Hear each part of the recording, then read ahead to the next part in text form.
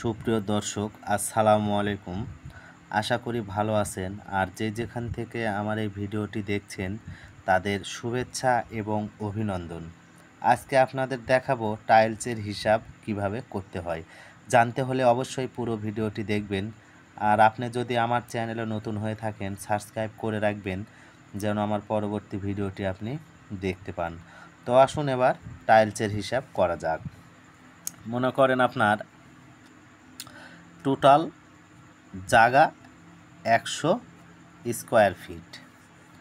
100 square feet জায়গাতে আপনার 8x12 সাইজের টাইলস কত পিস লাগবে, তাহলে আপনি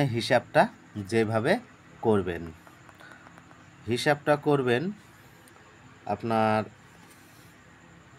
এই 100 গুণ 1.5, তাহলে আসবে আপনার 150 পিস।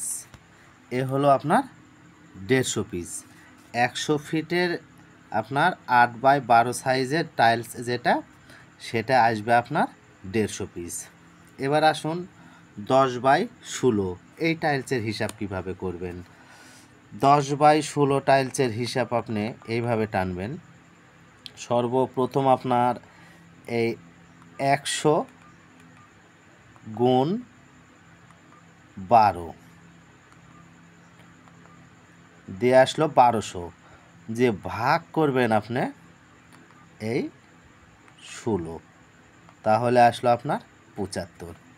তাহলে 10x16 সাইজের 100 ফিট জায়গাতে লাগবে আপনার 75 পিস। এবার আসুন 12x18। 12x18 হিসাব আপনি যেভাবে করবেন, যেমন আপনার এই 100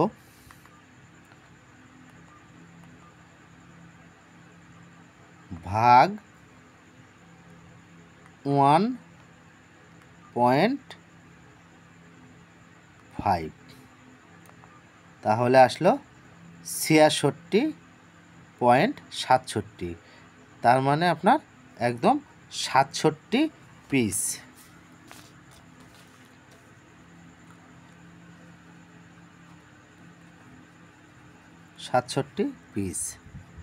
এবার আসুন 12x24। 12x24 সাইজের হিসাবটা যেভাবে নেবেন, আপনার এই 100 ভাগ 2, তাহলে আসলো আপনার 50 পিস। তাহলে 100 ফিট জায়গায় আপনার 12x24 সাইজের টাইলস লাগবে 50 পিস।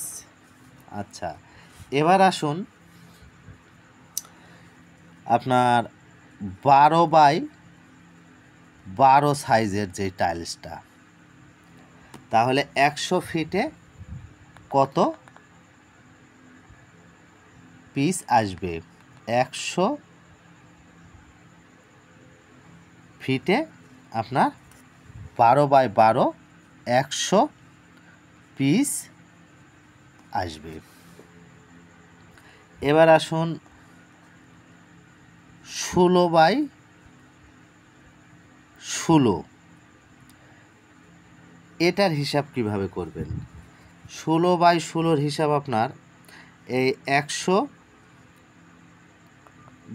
তাহলে 100 ভাগ 1.47, তাহলে আসলো আপনার 56 পিস 45 পয়েন্ট। তার মানে আপনি সরাসরি এখানে হিসাব নিয়ে নেবেন 57 পিস, তাহলে আপনার হিসাবে কোনো কমতি হবে না।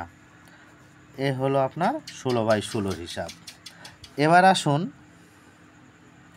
24x24 এটার হিসাব আপনি কিভাবে করবেন।